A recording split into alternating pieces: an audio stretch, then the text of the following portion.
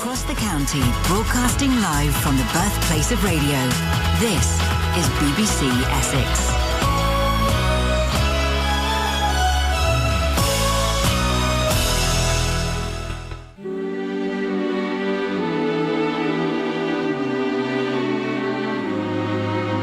I went walking down by the river, feeling very sad inside, when all at once I saw in the sky the little white cloud that cried. He told me he was very lonesome, and no one cared if he lived or died, and said sometimes the thunder and lightning would make all the clouds hide.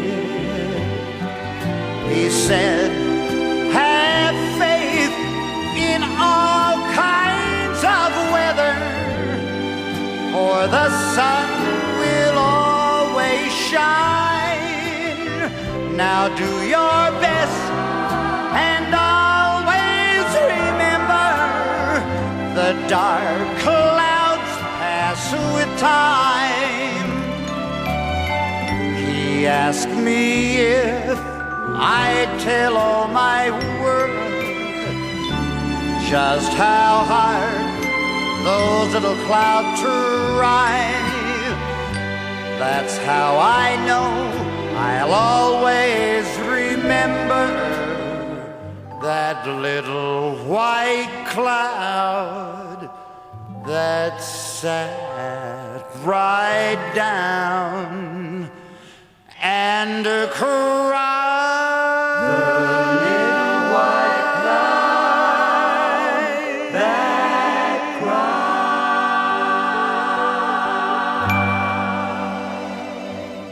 Carol in Collier Row.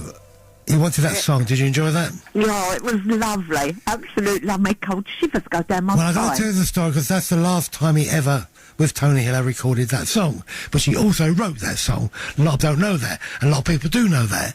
But I remember the story, and Tony, actually, well, Tony would tell it. But Tony, tell us that story, because when he sang that for you in the studio, what happened? You know, I can't remember. So well, I was there, and he broke down and cried like he sobbed his heart out. That's right. He finished, and we were worried he was ill or something. He was sobbing. No, it definitely affected him. Yeah. And, you know, I believe that is why, in my opinion, as a man who's just joyful of the band, his talent is unbelievable.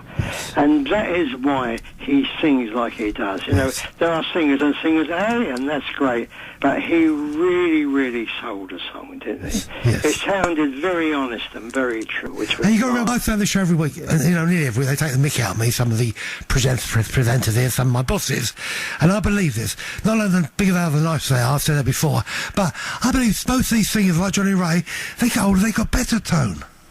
They were. They do. There's the other problem, as you know. Many of the greats, as they get very old, the vibrato's gone. This is certainly. But they know what they're singing about. That's why they're better. They perform. Their actual interpretation of a song gets better. Yeah, yes. We pick up things as we write things or as we play things. But the great thing about music, you know, it's no colour, no this, no religion. It's something that pleases, and you know, as a writer, it gives you tremendous joy. Listen, when someone's singing your song, it's a G, obviously, but it does give you a great turn, and we just keep doing it because we love it as well. You know, you just said something, it just crossed my mind. It's so true what you just said. Well, you say this, I'm going to say it, but you just made me think of this.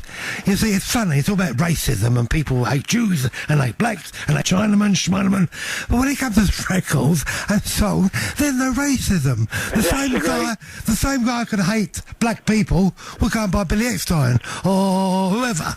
You know what I mean? Or Jews would love Amy Winehouse. It's amazing, that funny thing, that music can stop racism. Well, music is a terrific friend. Yes. And funny, talking about Amy, as you know, I've just done an album. You just produced her day, the Mitchell Winehouse. I did an album with Mitch, who's a lovely man. And she used to come around and see us. She was a lovely girl, and what a waste.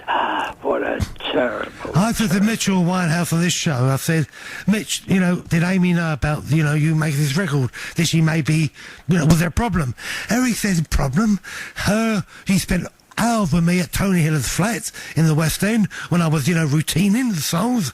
She encouraged, didn't want me to make it, she encouraged me to make it. Well, you've got to remember, see, that's the father, and as a baby, she would hear this lovely man sing these songs. So that was tremendous for her. But she always, if we're really genuine, she always wanted them to cut it. And at the end, I'm glad I was involved with it, because it gave me a chance to write some nice songs for it.